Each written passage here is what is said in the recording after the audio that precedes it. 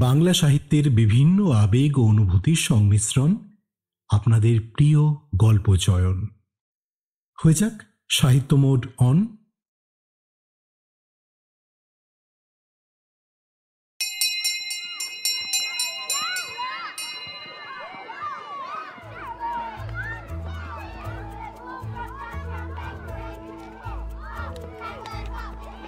প্রতিদিন বৈকালে স্কুল থেকে ফিরে আসার পথে ছোট ছোট ছেলে মেয়েরা দৈত্যের বাগানে ঢুকে খেলা করত। বাগানটি বেশ বড় আর সুন্দর, নরম ঘাসে একেবারে বোঝায়। ঘাসের বনে এখানে ওখানে আকাশের তারার মতো সুন্দর সুন্দর ফুল ফুটে থাকত। বাগানে ছিল 12টা পিচ ফলের গাছ। যখন বসন্ত আসতো, সেসব গাছে গোলাপি আর মুক্তোর মতো সাদা ধপধপে ফুল ফুটত। শরতে ধরত ফল। গাছের ডালে বসে পাখিরা এমন মিষ্টি গান গাইত যে ছোটরা খেলা ভুলে গিয়ে তাদের গান শুনত।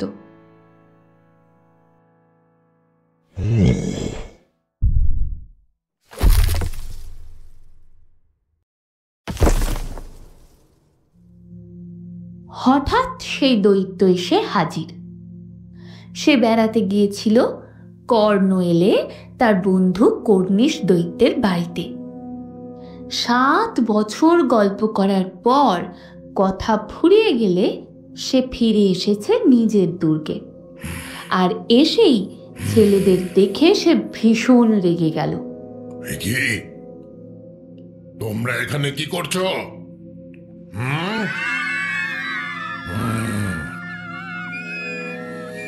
তোমাদের সাহস তো কম নয়। আমার বাগানে এসে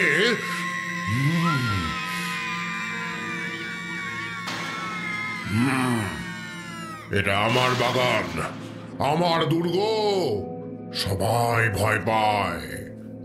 আর তোমরা কি না ভেতরে এসেছো? সব আমার, সব আমার। আমি বসবো, শোবো, খেলবো, যা খুশি করব, সব আমার।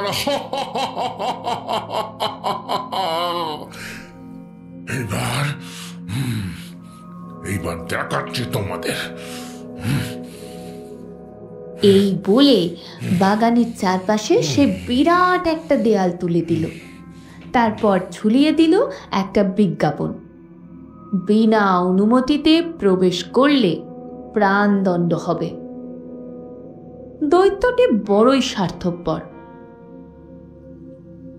বেচারা ছেলে মেয়েগুলোর এখন আর কোথাও খেলার জায়গা নেই। তারা রাস্তার উপরে খেলতে চেষ্টা করলো, কিন্তু ধুলো আর শক্ত পাথরকুচিতে রাস্তা একেবারে বোঝাই। রাস্তাটা তাদের ভালো লাগলো না। পড়াশোনার শেষে তারা ওই উঁচু দেয়ালের চারপাশে ঘুরে বেড়াতে লাগলো। নিজেদের মধ্যে বলা বলি করতে লাগলো, এর মধ্যে কত আনন্দেই না থাকতাম আমরা।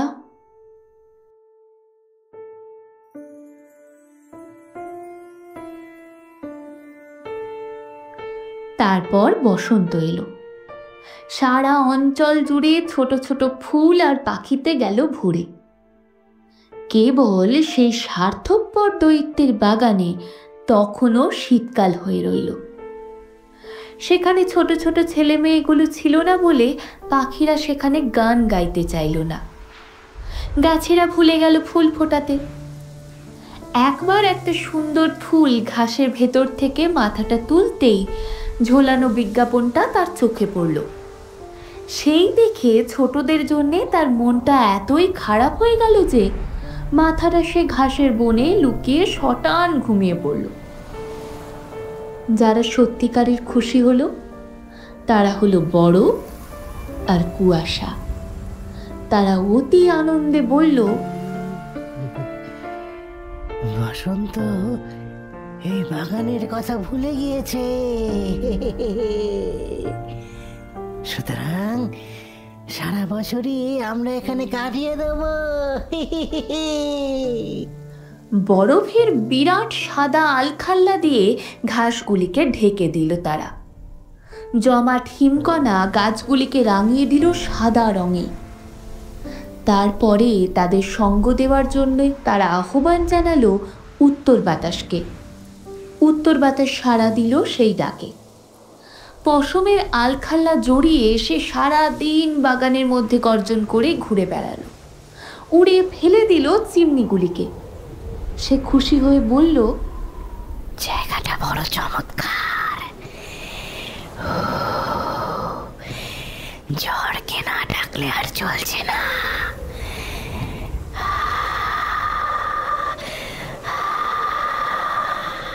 সুতরাং ঝড় এলো। প্রতিদিন 3 ঘন্টা করে দুর্গের ওপরে সে নাচতে লাগলো, ভেঙে ফেললো কাঁচের সার্সিগুলো। তারপর অত্যন্ত দ্রুত গতিতে সে বাগানের মধ্যে ছুটতে শুরু করলো। তার পোশাক ধূসর রঙের, নিঃশ্বাস তার বরফের মতো ঠান্ডা কনকনে। জানালার ধারে বসে ঠান্ডা সাদা বাগানের দিকে তাকিয়ে স্বার্থপর দৈত্যটি সব দেখল। ভাবতে লাগলো, বসন্ত আসতে দেরি করছে কেন?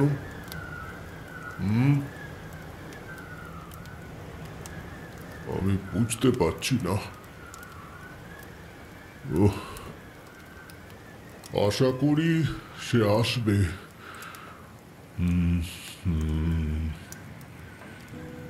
কিন্তু বসন্ত এলো না, গ্রীষ্মও এলো না। প্রতিটি বাগানে শরৎ তার সোনালি ফল বিছিয়ে দিল, কিন্তু দৈত্যের বাগানে দিল না কিছুই। সুতরাং বাগানটা জুড়ে রইল কেবল শীত, উত্তরে বাতাস, ঝড় আর হিমকণা। আর গাছের ভেতর দিয়ে নেচে নেচে বেড়াতে লাগলো কেবল বরফের দল। একদিন সকালে বিছানায় শুয়ে শুয়ে দৈত্যটি একটি মিষ্টি গান শুনতে পেল। গানটা তার কানে এতই মিষ্টি লাগলো যে তার মনে হলো রাজার গাইয়েরা গান করতে করতে রাস্তা দিয়ে যাচ্ছে।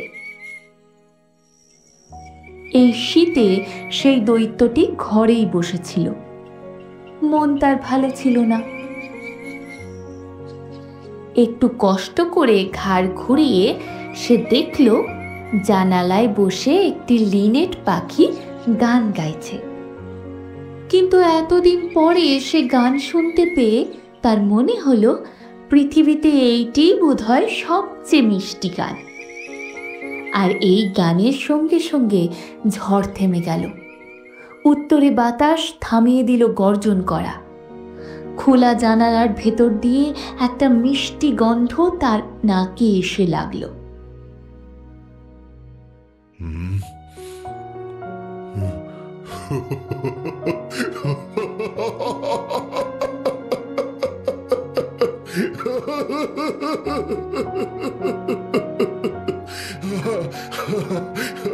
মনে হচ্ছে শেষ পর্যন্ত বসন্ত এলো। এই বলেই সে লাফ দিয়ে বিছানা থেকে উঠে বাইরের দিকে তাকিয়ে দেখল একটা অদ্ভুত দৃশ্য। দেয়ালের গায়ে ছোট একটা গর্তের ভেতর দিয়ে ছোটরা সব ঘুড়ি দিয়ে ভেতরে ঢুকে এসেছে, আর তারা সব গাছের ডালে বসে রয়েছে। তাদের কাছে পেয়ে গাছগুলো এতই খুশি হয়েছে যে তারা তাদের শরীর ফুল দিয়ে ঢেকে দিয়েছে। মনের আনন্দে কিচমিচ করতে করতে পাখিরা উড়ে বেড়াচ্ছে চারপাশে। সবুজ ঘাসের ভেতর থেকে ফুলগুলি মাথা তুলে মনের আনন্দে হাসছে। সত্যিই বড় আনন্দের দৃশ্য। হঠাৎ তার চোখে পড়ল বাগানের একেবারে কোণের দিকে একলা দাঁড়িয়ে রয়েছে একটি শিশু। সে এত ছোট যে সে কিছুতেই গাছের ডালে নাগাল পাচ্ছে না। ভীষণ কাঁদতে কাঁদতে সে গাছের চারপাশে ঘুরে বেড়াচ্ছে। এই দেখে দৈত্যর আফসোস হলো। সে ভাবল, সত্যি সত্যি আমি কি স্বার্থপরের মতো ব্যবহার করেছি। এখন আমি বুঝতে পারছি বসন্ত আসতে এত দেরি করেছে কেন? না না না না, যাই যাই, আমি ওই বাচ্চাটাকে গাছের ডালে জড়িয়েই দেওয়াল ভেঙে দেবো। তাহলে তাহলে এই ছোটরা সব সময় বাগানে খেলা করতে পারবে। সিঁড়ি দিয়ে সে নিচে নেমে এলো। খুব আস্তে আস্তে সামনের দরজা খুলল, তারপরে বেরিয়ে এলো বাগানে। কিন্তু ছোটরা তাকে দেখে এত ভয় পেল যে এক ছুটে পালিয়ে গেল সবাই। তারা পালাতেই বাগানে আবার শীত ফিরে এলো। কিন্তু সেই ছোট্ট শিশুটা তখনও গাছের নিচে দাঁড়িয়েছিল। সে এত কাঁদছিল যে দৈত্যটা যে আসছে তা সে দেখতেই পায়নি। দৈত্যটি চুপি চুপি তার পেছনে গিয়ে তাকে আস্তে আস্তে নিজের হাতের উপরে তুলে নিল। তারপরে তাকে ডালের উপরে বসিয়ে দিল। সঙ্গে সঙ্গে গাছে ফুল ফুটল, পাখিরা ছুটে এসে গান জুড়ে দিল। আর বাচ্চাটা দু হাতে দৈত্যের গলাটা জড়িয়ে চুমু খেলো তাকে। আর অন্যান্য ছোটরাও যখন এটা দেখলো তখন তারা সবাই দৌড়ে ভেতরে এসে হাজির হলো। তাদের পিছু পিছু আবার ফিরে এলো বসন্ত। দৈত্যটি খুব আনন্দ পেল। শোনো শোনো ছোট বন্ধুরা, ভয় পেও না, ভয় পেও না। এখন থেকে এটা হলো তোমাদের বাগান, বুঝলে? যখন খুশি এসো, খেলা করো, সারাদিন খেলা করো। এই বলে বিরাট একটা কুড়ুল নিয়ে সে দেওয়ালটাকে দিল ভেঙে। সবাই দেখল একটি অতি সুন্দর বাগানে ছোটদের সঙ্গে দৈত্যটি খেলা করছে। প্রতিদিন বৈকালে স্কুল ছুটি হওয়ার পরে ছোটরা বাগানে এসে দৈত্যটির সঙ্গে খেলত। কিন্তু যে শিশুটিকে দৈত্য অত ভালোবাসত তার দেখা আর পাওয়া গেল না। দৈত্যটি সব ছেলে মেয়েদেরই খুব পছন্দ করত। তবু সেই ক্ষুদে বন্ধুটিকে দেখার জন্য সে অত্যন্ত অস্থির হয়ে উঠল। বছরের পর বছর গেল, দৈত্যটি বুড়ো হলো। সে আর খেলতে পারত না। তাই সে বিরাট একটা আরাম কেদারায় শুয়ে ছোটদের খেলা দেখত আর মনে মনে ভাবত, আমার বাগানে অনেক সুন্দর সুন্দর ফুল রয়েছে, কিন্তু এই শিশুরা হচ্ছে সবচেয়ে সুন্দর, সবচেয়ে সুন্দর।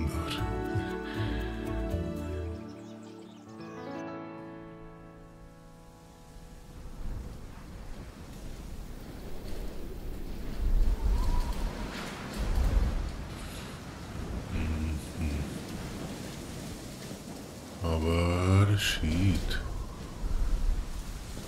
কিন্তু আমার বাগান কত সুন্দর। একদিন খুব শীত, ছোটরা খেলতে বেরোয়নি। হিম পড়ছে, বরফের বৃষ্টিও হয়েছে একটু আগে। ছোটরা আসেনি বলে দৈত্যের বড় মন খারাপ। সে উদাসীনভাবে বাইরে তাকিয়েছিল। হঠাৎ সে চোখ দুটো ঘষে অবাক হয়ে তাকালো। একবার নয়, বারবার। সত্যিই বড় অদ্ভুত দৃশ্য। বাগানের একটি কোণে একটা গাছ সুন্দর ফুলে ভরে উঠেছে। ডালগুলি সোনালি, রূপালি ফলগুলি ঝুঁকে পড়েছে ডাল থেকে। আর তারই নিচে যে শিশুটিকে সে ভালোবাসে সেই শিশুটি দাঁড়িয়ে রয়েছে। আরে,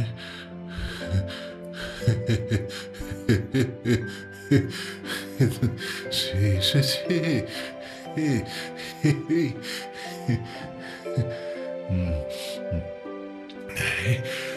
কতদিন আনন্দে আত্মহারা হয়ে দৈত্যটি দ্রুত সিঁড়ি দিয়ে নামতে লাগলো, ঢুকলো বাগানে, ঘাসের ওপর দিয়ে তাড়াতাড়ি হাঁটতে লাগলো।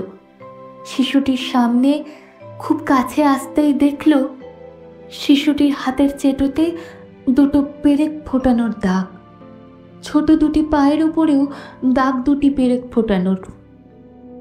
সে রেগে গেল। কি হ্যাঁ,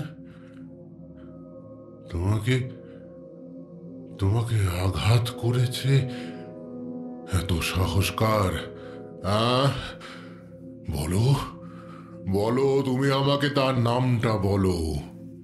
আমার এই বিশাল তলোয়ারি নিয়ে আমি এক্ষুনি তার মুন্ডুপাত করব।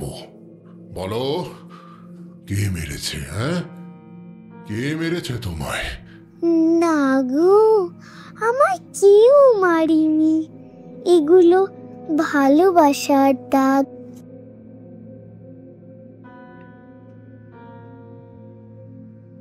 ভালোবাসার দাগ?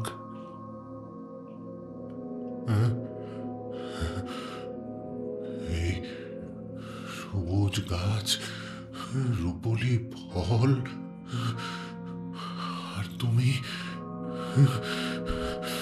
সেই গাছ আর তার সামনে শিশুকে দেখে হঠাৎ দৈত্যের ভয় হলো।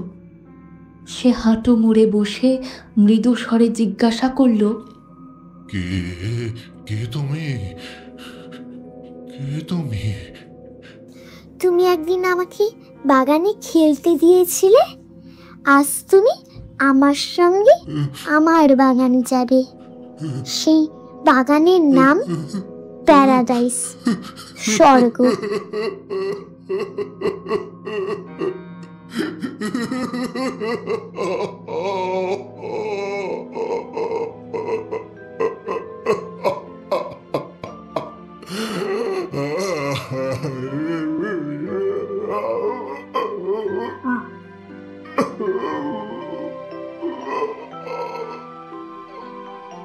সেই দিন বৈকালে ছোটরা যখন খেলতে এলো, তখন তারা দেখল গাছের তলায় দৈত্যের মৃতদেহটি পড়ে রয়েছে। সেই গাছের মুক্তোর মতো সাদা ফুলে ঢাকা পড়েছে তার দেহ।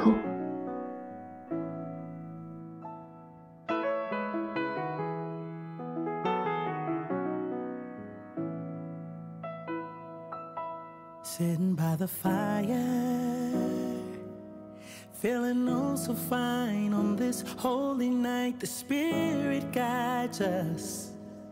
All the stars they shine on this lovely night. We light up the world, forget our troubles for a moment.